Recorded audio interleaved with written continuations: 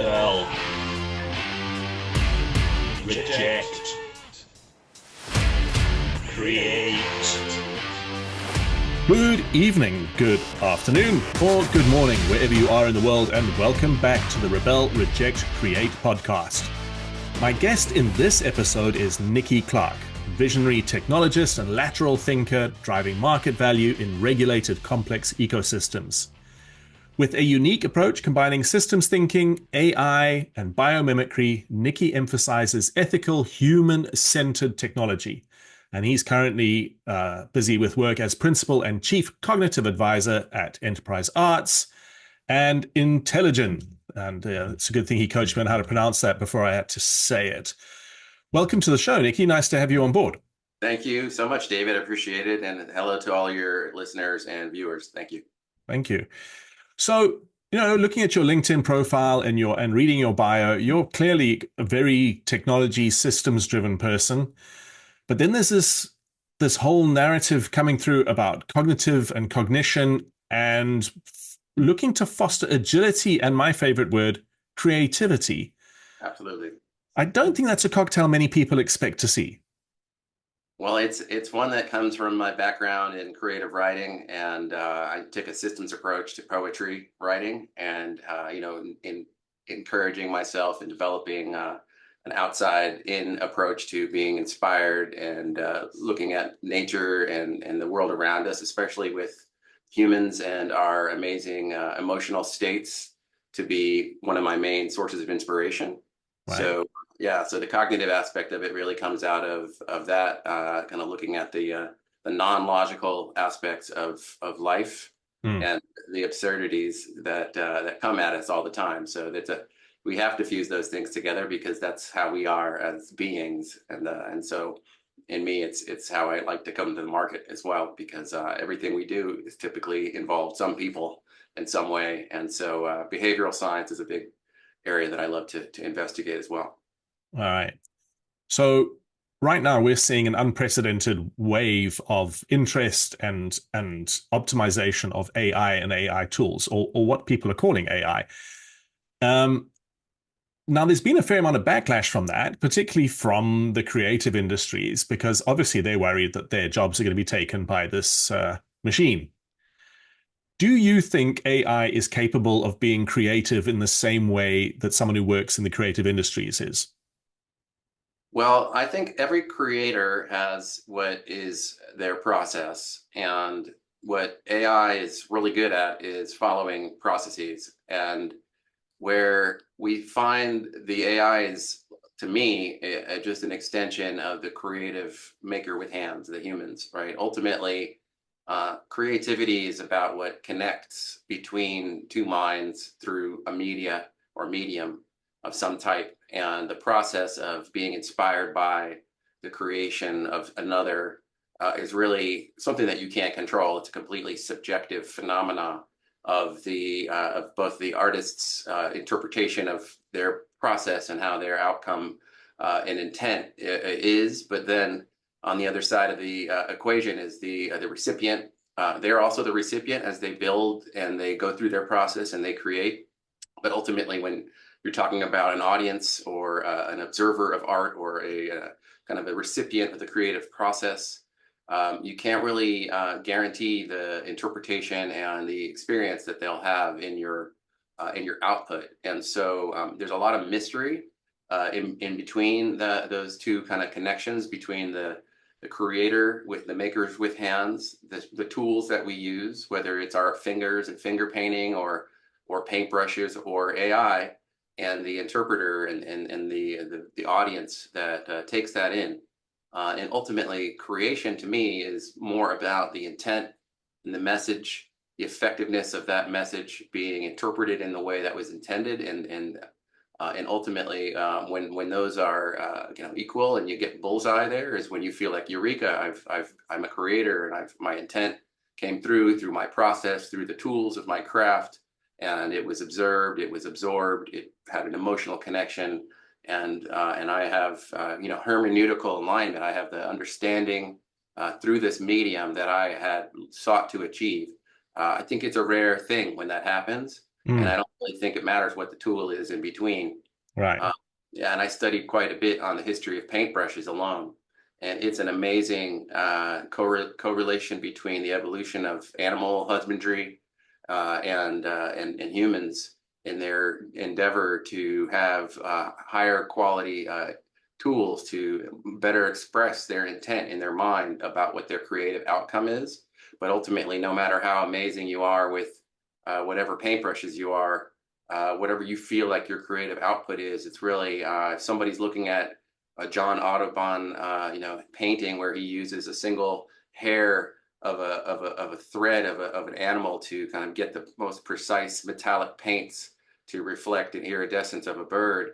If somebody doesn't care about that bird and they just blaze over it when they look at it, he didn't make the connection. It had nothing to do with him. It just was that person's kind of emotional state wasn't present to experience the creative output that amazing set of tools that went into creation, was able to render. Right. So do I understand you there? You're basically saying that what we're dealing with here is not so much um, a revolution as just an upgrade of the tools available to somebody with intention to create something. Exactly. And ultimately, because so much of the tools in this case are automated as well and have not just kind of a static set of tools that a maker with hands picks up and uses, they are Mm. also automated in that they can kind of complete a series of activities and tasks. And I liken it similar to, in the Renaissance, there was an industrialization of the painting process where Yeah. many of the masters would have teams of painters that would work with them. And they would go through the process of mass producing, fine art, but through a series of events and processes that ultimately had lots of tools involved and lots of hands that got through the process to produce some fine piece of masterwork. I think to me today, it's very similar to that approach, but with a lot more automation. It still doesn't really matter how much automation there is if the intent isn't creative, if there isn't a thought that has some unique kind of correspondence or correlation of things that didn't exist, or a superposition of things that has some sort of unique aspect that kind of embeds into the message and then heightens what the purposes of that creative endeavor. It doesn't really matter what the process is, you're still going to fail. So to me, it's like less of a process tool thing and more creation now is on us to think even harder about what our intent is and how our audience is going to experience the art or the creative output in the kind of environment that they're in and the kind of flow of their senses. Okay. So, I mean, we've been talking up until now quite almost exclusively about the art world, but I mean, you're also involved in innovation and business and change. And Yes. do you see that relationship then in that sphere in the same way? Yes, and it's more powerful because when you string together automation that the AI language models give you in terms of aspects of the researching process, which is kind of a fundamental component of innovation, it's kind of understanding the market, it's understanding the different ways the market needs have been met in the past, the pathways of meeting those needs become your path that you might either want to go down or not.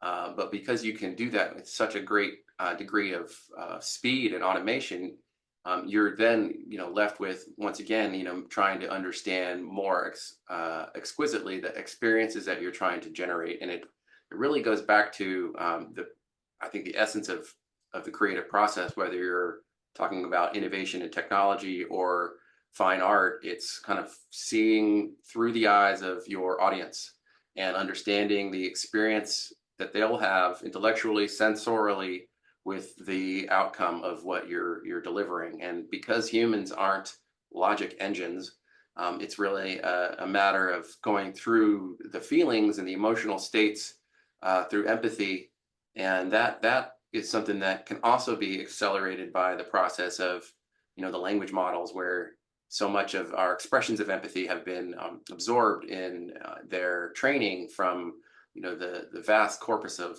language arts that have been used to train these things. It's our best effort at expressing empathy through fiction and writing and arts. And when you can kind of make the best guess at ways that feelings and interpretations will happen, whether it's a new widget that you're building or a piece of fine art, Yeah. that's going to give you the better opportunity to kind of tread a new path.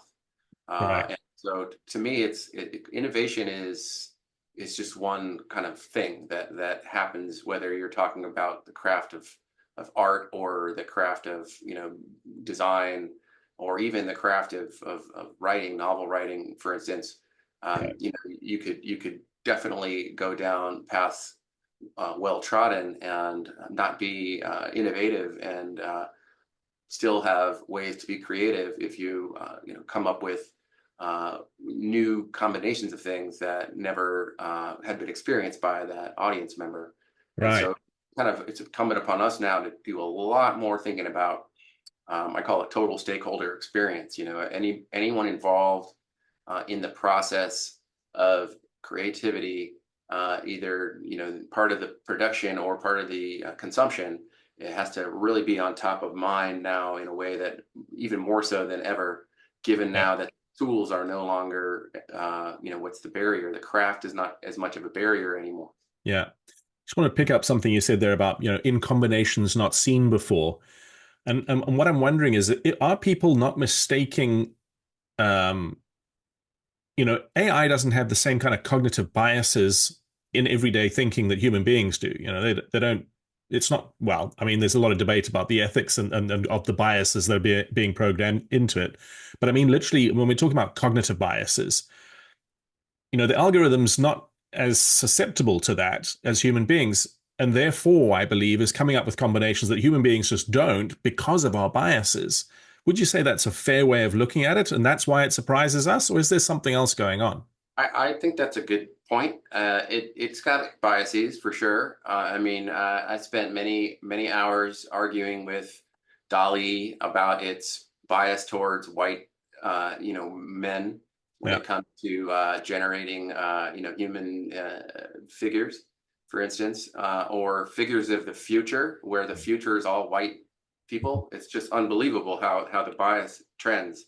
And it's just like the biases in humans. It's a factor of exposure. In their case, it's the training corpus and the quality, the labeling of the training. And it's not. It has to have like diversity overlaid upon it in order to kind of pretend it doesn't have those biases. And so I think the most interesting aspect is when there's serendipity and spontaneity that comes in through mistakes. And those kinds of eureka moments I've had have primarily been when there was a phonetic fail of like a voice to text in some sort of generative prompt that ultimately was close enough to what I meant, but not exactly. And it produced something that was totally not in my head, that was very innovative in a way that was only revealed because of the magic of linguistics and how, like sounding things often have phonetic roots that are similar, but not exact. And so when there is a mistake, often that isn't something that we would ever really experience in a natural course of human creativity, without playing, what was that, the game of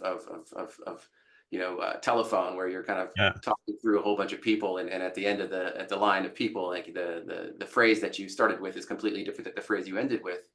It's really that kind of misinterpretation, less of a bias to me and more of the excitement of misinterpretation, that reveals more exciting innovations. And so when I coach people on creative use of AI, it's often like, how much can you add mistakes and potential for blips in the process, so that you're not so clean and you can't predict exactly, and therefore you can have more potential eureka moments Right. from those kinds of spontaneities. Right. But then it's not what's coming out of that prompt that's the creative thing. It's a trigger, because it's not quite what you intended. It makes you think differently about what you did intend. Or am I not Exactly. understanding you? Exactly right. And that to me is very much like the back and forth that an artist has in the creation of a piece of work where they're both the creator and the audience member simultaneously. And Mm, so as they might have an initial intent, they might even sketch something out, but as they're working through the process, they're encountering their own, response to their production, and their, time has passed. Their feelings have evolved, and their experience of the emotional state of their original intent and their current state, there's a gap now, and so they navigate that gap. And I think that's a kind of a dialogue we have through our process that we can see happens in the process of generation of AI output. And it really kind of goes back to, what is your ultimate outcome and intent of this process that you're moving through.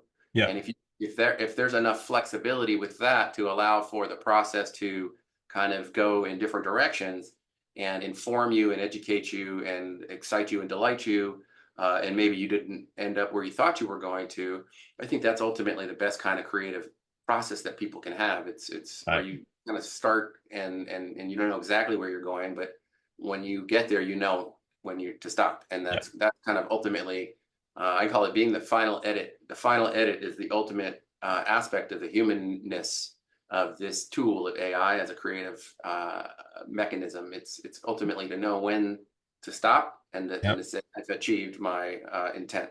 All right.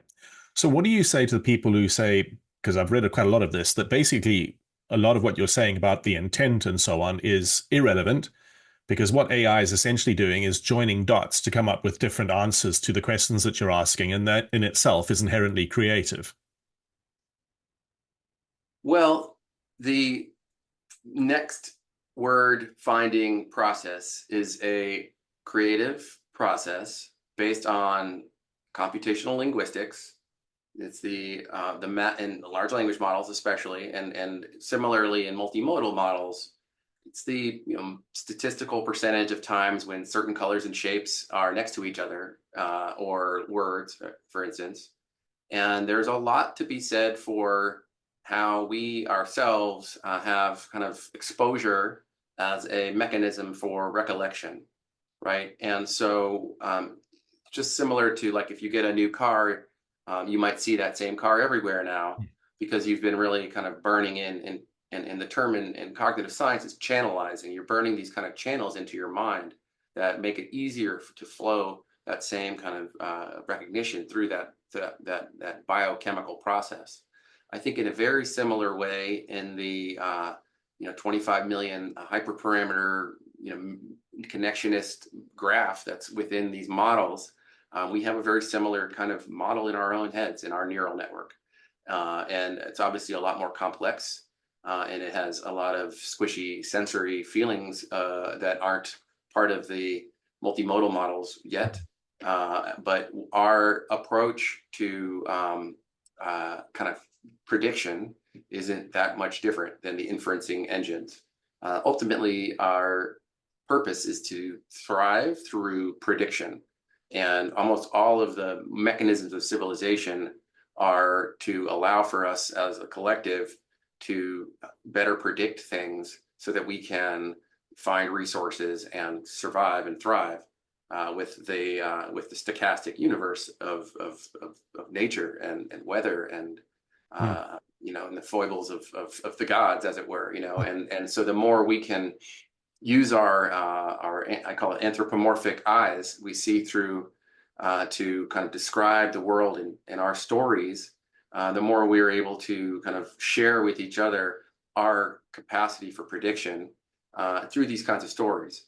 And ultimately, the storytelling that we do is been turned into these language models because so much of it has Right. been sucked in through the training, and yet it's not all the stories, right? And so there's Right. everybody's personal subjective kind of sense of their story is always going to be the thing that they use for their predictions and their inferencing. And they might look at an AI and say, well, that doesn't reflect me. Well, no. Just like Yeah. no human being will reflect you, the AI is an aggregate of all of its corpus of training data. And the bigger it is, the more of an aggregation it'll be, but it's never going to be any individual. And just like every individual is completely subjectively different from every other individual, your use of that AI is going to be completely subjectively different, and your experience of it, even if you use the same prompts, if you use two separate GPUs, the inferencing is going to be different. Yeah. It's just the magic of stochastic nature of the system. Right. So if you're going to stick a pin in it, what we're talking about right now with the way that large language models work, and so are they inherently creative or not? So I don't think that you can call them creative in that way as we are the makers with hands. I think creation happens through the intent of the human and outcomes through a process that another being, another human, has an experience of that's sensory. So without that intent from a person, I don't believe that there's a creator involved. A creation is a particular mechanism of a being working through a process and a craft, create an experience for another being. And so I would say they're not inherently creative, but they're amazing tools at creation. And that process of creation, just like we went from finger paints to paintbrushes, is getting extremely exponentially amplified in its power. But ultimately, without that intent, I wouldn't call it creative in that way. It's not like in a theological mindset about it, but ultimately, I believe every individual human is a creator. And because of our hypersubjective experience of life that is unique to every individual, that our creation through media is special. And it's not a machine that is creating, it's a human that's using a machine that's creating. Right. Awesome. Nicky, it's been really cool talking to you. Thank you so much for coming onto the show. I'm going to share your links and what have you. Is there anything that you would like people to look out for from your side in the future? I have been working on my book, and it's called Hypergraph Mindset. And it's all about the evolution of the human creative process over time, over the extent of all life. And I have quite a bit of work done on it thus far. And I should be out with that in the next couple of years. It's still a big piece of work. many volumes. It's kind of my encyclopedia of reality, I call it. But ultimately, I'm using that as the basis for all of my thinking and how I kind of present to the world. And ultimately, the kinds of technologies that I've been spending time on are neurosymbolic AI systems that combine good old-fashioned AI like graphs and logic systems with these stochastic language models and foundation models that have been trained on all of this crazy corpus of content that we have out there in the world. So to me, that's the kind of combination that's going to give us even more power as a tool for all sorts of different kinds of creation and research and work that we want to do in the future. So very excited. Awesome. Thank you, Nicky. Thank you. Thank you to everybody for listening into today's episode. Of course, don't forget, this is now season 3. There's plenty more where that came from, so don't be shy to go back into the archives and check it out. And have a look in the show notes for Nicky's, what should we call them? Online hangouts, where you can keep up to date with what he's up to and see where he's taking this whole concept next. So thanks again for tuning in and for listening. Nicky, thanks for joining us on the show. Until next time. All right. Thank you, David. Take care, everybody.